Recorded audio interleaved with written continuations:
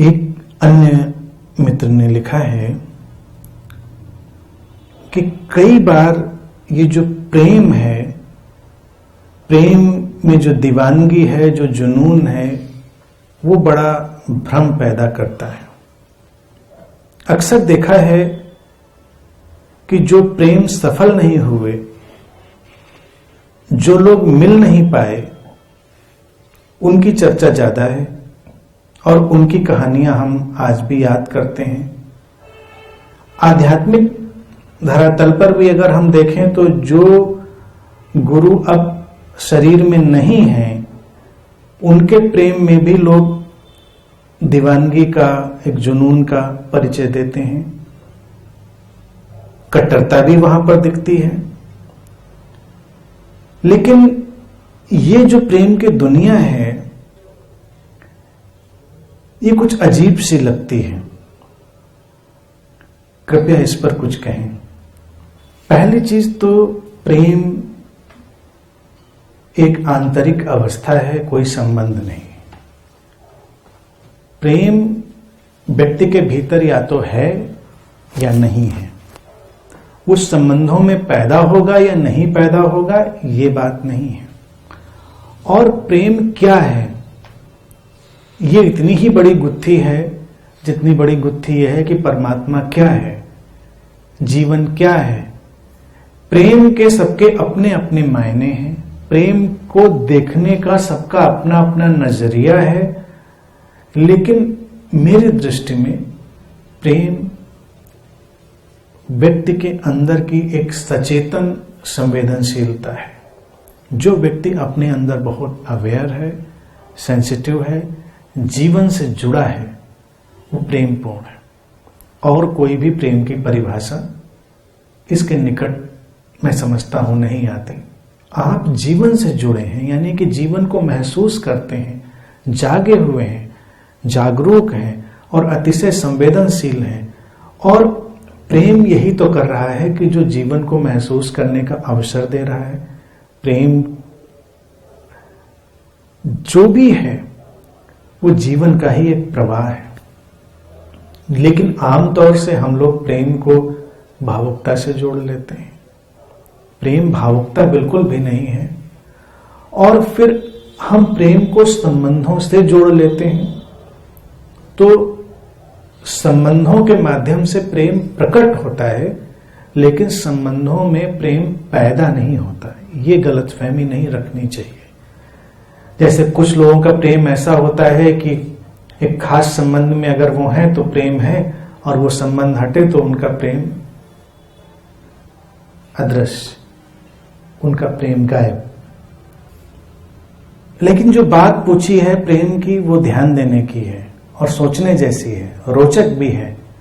अक्सर प्रेम की कथाएं, प्रेम के किस्से और जो अमर प्रेम कथाएं हैं, वो उन्हीं लोगों की हैं जिनका मिलना नहीं हुआ, जो बिछड़ गए, जो विरह में जिए। और फिर धर्मों की जमीन हो, अध्यात्म में अगर देखें तो वहां भी वो गुरु ज्यादा आकर्षक लगते हैं और ज्यादा प्रेम करने जैसे जो मर चुके हैं या जो मरे के समान हैं। मरे के समान मैं उनको कहता हूं जिनको आप तस्वीरों में ही देख सकते हैं, चित्रों में ही देख सकते हैं, जिनसे इंटरेक्ट नहीं कर सकते, जिनसे आप सामान्य बातचीत नहीं कर सकते। हो सकता है वो आपको 3 डायमेंशनली चलते फिरते भी दिखाई दें, लेकिन वो होलोग्राफिक इमेज है 3 डायमेंशनल, जो हाथ हिलाती है, दूर से चली जाती है, लेकिन आप उनसे मिल बैठ नहीं सकते, उनसे आप बात नहीं कर सकते, एक मानवीय तल पर आप उनसे जुड़ नहीं सकते। तो क्या होता है फिर दीवानगी और जुनून के पीछे? हमारी अपनी कल्पना की उड़ान। जब हम मिल नहीं पाते किसी भी व्यक्ति से, तो हमारा जो कल्पना का जगत है वो सक्रिय हो जाता है। हम अपनी तरफ से उसमें बहुत रंग भरते हैं। जो अमर प्रेम कथाएं हैं, अगर वो लोग मिल गए होते तो शायद कहानी कुछ और होती है। मिलने के बाद हम यथार्थ में संबंधित होते हैं, जीवन के तमाम तरह के यथार्थ सामने आते हैं। शरीर और मन के साथ हमारे चलने में हमारे जीवन के ढेर सारे यथार्थ हमारे साथ में चलते हैं। व्यक्ति जब हमारे सामने हो, उससे संबंधित होना कठिन है, मुश्किल है। लेकिन अगर व्यक्ति हमारे सामने ना हो तो उससे संबंधित होना बहुत आसान है, क्योंकि तब केवल तुम्हारा मन संबंधित होगा, तुम्हारी कल्पना की उड़ान संबंधित होगी। अक्सर जो लोग संबंधित होने से डरे हुए होते हैं, ये एक बड़ा ही छुपा हुआ मनोवैज्ञानिक पहलू है जिसको पहली निगाह में लोग नहीं समझ पाते। जो प्रेम के मामले में बड़े जुनून से भरे हुए दिखाई देते हैं लोग, वस्तुतः वो प्रेम से डरे हुए होते हैं। जो न दिखाई देने वाली सत्ता के प्रति दीवानगी दिखाते हैं, उस संबंधित होने से डरे हुए होते हैं। जैसे अभी समाज में हम देखें कि जो लोग मानवीय संबंध बनाने में असफल हो जाएंगे, वो मंदिरों में बैठ जाएंगे, मूर्तियों से संबंध बनाएंगे, देवताओं से संबंध बनाएंगे, उनसे अपना रिश्ता जोड़ेंगे, बातचीत करेंगे। इंसान से बात करना संभव नहीं है। जिंदा इंसान से बात करोगे वो जवाब देगा, लड़ाई झगड़ा हो सकता है, झंझट हो सकती है, और तुम्हारे मनमाफिक जवाब भी नहीं दे सकता। अगर वो सारे देवी देवता बोलने लग जाएं तो बड़ी मुश्किल हो जाए। तुम रोज मंदिर जाते हो, प्रसाद चढ़ाते हो, फूल माला, और अगर वो सचमुच में जिंदा हो, टोक सकते हैं कभी, कहते हैं भाई आज मत जलाओ अगरबत्ती, एलर्जी हो गई है मुझको धुएं से। लेकिन आप तो उनकी नाक में अगरबत्ती जला के चले आएंगे, उनको तो बोलना नहीं है। जो मर्जी हो करो, जैसी तस्वीर हो चाहो बनाओ, और व्यक्ति बड़ा दीवाना सा दिखाई देता है। जैसे जैसे उड़ान कल्पना की उसकी आगे जाती है, उसको एक रस अपने अंदर आने लगता है, और वो रस अपने से दूर भागने का ही होता है। हालांकि वो बातें सारी बहुत ही दार्शनिक कर सकता है। वो कह सकता है मैं तो अपने नजदीक आ रहा हूं, और इतना नजदीक में कभी नहीं आया, लेकिन और टटोलेंगे तो खालीपन दिखाई देगा, निराशा दिखाई देगी, अंदर एक हताशा भी दिखाई देगी। सामान्य संबंधों में भी अगर देखें, जो लोग कहीं दूर चले जाएं, उनसे साल 2 साल मुलाकात ना हो, और पहले चाहे वो तुमको इरिटेट करते रहे हों, वो लोग परेशान करते रहे हों, और उनके साथ बैठना भी तुम पसंद ना करते रहे हो, लेकिन 2-3 साल का अगर डिस्टेंस हो जाए तो धीरे धीरे तस्वीर में रंग भरने लगते हैं। जो ब्लैक एंड व्हाइट तस्वीर होती है वो थोड़ी रंगीन होने लगती है। तो शायद इंसान बदल गया होगा, आएगा तो कुछ ऐसा होगा, तो वैसा होगा, तो फिर मैं ये कहूंगा, फिर तस्वीर रंगीन होने लगती। लेकिन जैसे ही फिर वो सामने आता है, मैंने तो आज तक देखा कि व्यक्ति 3 साल बाद या 10 साल बाद भी मिले, वो शुरू वहीं से होता है जहां से उसने खत्म किया था। सारी तस्वीर का रंग बह जाता है, फिर तस्वीर ब्लैक एंड व्हाइट हो जाती है। लगता है बेकारी में हमने इतनी कल्पना को अपनी हवा दी। 99 मौकों पर ऐसा ही होता है।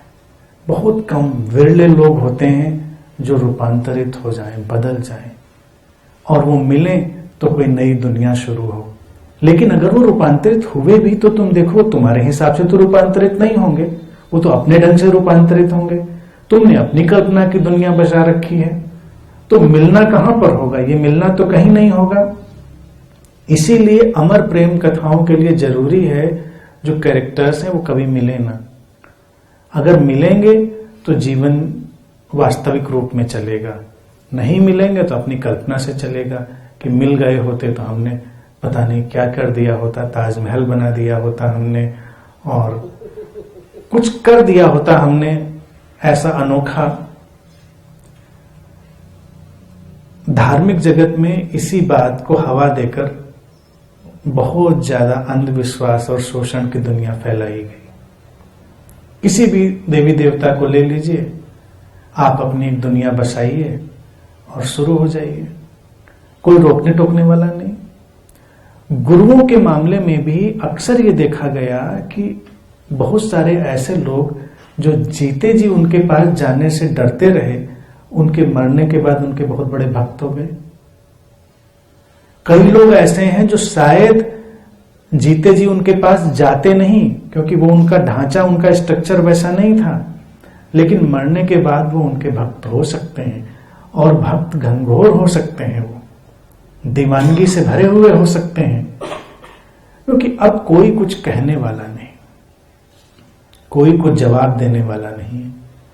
तुम चलते रहो अपने जैसे चलना चाहो। मेरा मानना है कि अगर हम ठीक संबंधों की ही बात करें और प्रेम के वास्तविक स्वरूप की बात करें, तो हमारे देह में रहते हुए ही वो घटना घटती है। अशरीरी तल पर, अदृश्य तल पर कोई घटना नहीं घटती।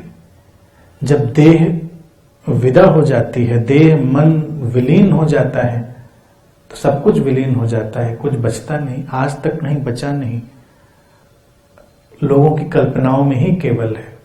और फिर देखो, किसी के मरते ही व्यक्ति की सारी बातें अलग टर्न ले लेती हैं। वही व्यक्ति उसके जिंदा रहते उसको कितनी भी गालियां देता रहा हो, मरने के बाद तारीफें शुरू करता है। क्यों?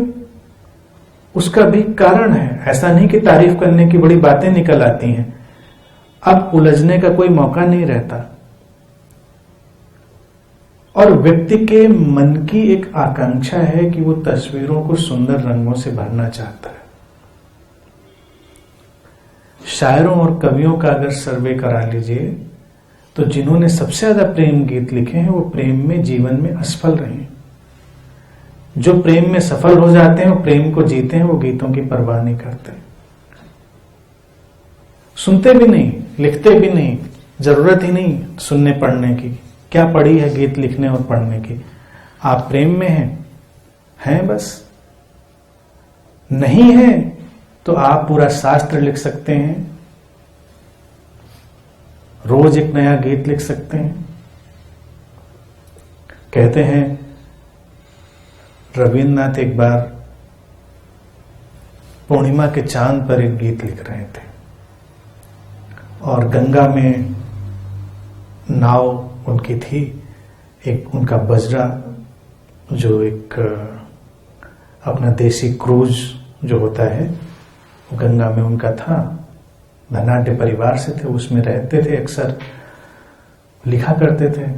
तो पूर्णिमा की रात में उन्होंने गीत लिखना शुरू किया।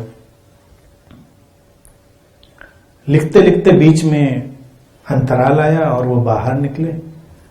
देखा उन्होंने गंगा की लहरें और आसमान में पूर्णिमा का चंद्रमा, चारों तरफ चांदनी का ऐसा फैलाव, एक अद्भुत वातावरण।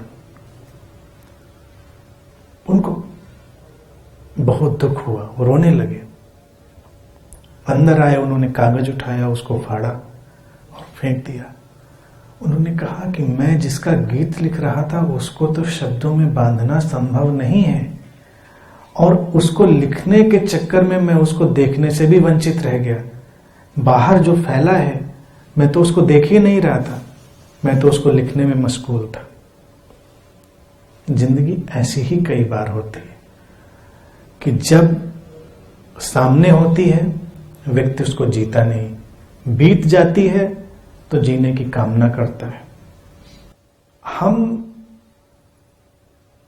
प्रेम की स्मृतियों से इसलिए बहुत भरे हुए होते हैं क्योंकि हम प्रेम को कभी जीते ही नहीं। हम उसको स्थगित करते हैं, कल बैठेंगे, अच्छे से बात करेंगे, अभी तो लड़ झगड़ लेते हैं, अभी तो वार कर लें, फिर प्यार करने के तो बहुत मौके आएंगे, और वो मौके कभी आते नहीं। वो वार करते करते निपट जाते हैं लोग। तब याद करते हैं कि ये हुआ होता तो ऐसा होता, तुम होती तो ऐसा होता, तुम होती तो वैसा होता। सामने होने पर अड़चन है, क्योंकि सामने सब कुछ जीवंत है, जीवित है, और उसी का रस भी है। शरीर जाएगा, जब एक शून्यता पैदा होगी तो उसमें कोई प्रेम कुछ भी काम आने वाला नहीं। उसमें तो अगर हमारी जागृति है तो वो काम आएगी, उसका अपना फैलाव होगा। इसीलिए जिस प्रेम और जुनून दीवानगी की बात होती है उसका वहां पर कोई मतलब नहीं है। जब शरीर के पार की बात है तो वहां पर एक गहरी होश की स्थिति है, तभी वहां पर संपर्क भी संभव है, संवाद भी संभव है, अगर हो सके तो। वो एक ठहराव है, लेकिन उसको प्रेम कहना, जिन अर्थों में प्रेम अभी तक लोग कहते हैं, शायद संभव नहीं है। हम कह सकते हैं प्रेम, लेकिन तब उसके लिए हमको प्रेम के अलग ढंग और अलग अभिव्यक्तियां तलाशनी पड़ेंगी। सामान्यतः जिस तरह के प्रेम की हम बात करते हैं वो वहां पर संभव नहीं। अब हम मीरा को देखते हैं, मीरा की जितनी भी बातें हो, वो प्रेम व्यक्ति की तरफ बहता हुआ है, चाहे उसको हम कृष्ण का नाम दें, चाहे हम उसको कोई भी नाम दें। अगर वो प्रेम मुक्त होता किसी भी संबंध से, तो उसमें न कृष्ण होता, न राम होता, न कुछ भी होता। लेकिन तब वो क्या होता, उसके लिए हमारे पास बहुत परिभाषाएं नहीं हैं। इस कसौटी पर जिस पर हम बात कर रहे हैं, मीरा के प्रेम पर भी प्रश्न खड़ा होगा, पूछा जा सकता है। लेकिन फिर एक बात ये भी होगी, अगर हम कहें कि मीरा जैसा कोई कभी कभी होता है, अगर हम ये ना भी कहें तो एक बात ये भी तय है कि मीरा को क्या हुआ ये हम तो नहीं जानते, हमें कुछ भी पता नहीं। कौन जाने मीरा भी एक अपनी काल्पनिक दुनिया में खो गई हो। प्रश्न खड़ा किया जा सकता है इस बात पर, क्योंकि वो दुनिया तो उनकी ही बसाई हुई थी, उनकी ही रची हुई थी। अगर आमने सामने होता व्यक्ति, तमाम तरह के मसले खड़े हो सकते थे। कृष्ण के जीवन में भी जो लोग आमने सामने थे वो उनसे कभी बड़े संतुष्ट नहीं रहे, कुछ न कुछ चलता ही रहा। वो तो ये है कि कुशल व्यक्ति थे तो धीरे धीरे वो बिठा लेते थे संतुलन का मामला, लेकिन लोग तो थोड़े विचलित रहते ही थे। जिंदा आदमी रहेगा, मूवमेंट करेगा, हलचल होगी तो बहुत कुछ हलचल होगी। जिंदा नहीं है, सामने नहीं है, तो फिर हम ही हैं, हमारी ही दुनिया है। और उस दुनिया में चाहे कितना भी खूबसूरत नाम हो, कितना भी बड़ा नाम हो, सब बेमानी है, उसका कोई मतलब नहीं।